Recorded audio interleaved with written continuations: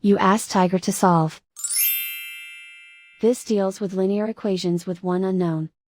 The final result is a equals 10. Let's solve it step by step.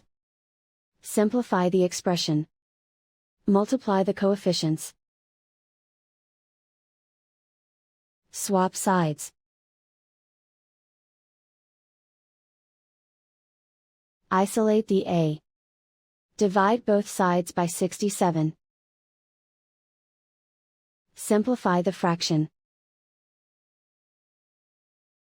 Find the greatest common factor of the numerator and denominator. Factor out and cancel the greatest common factor. And so the final result is a equals 10.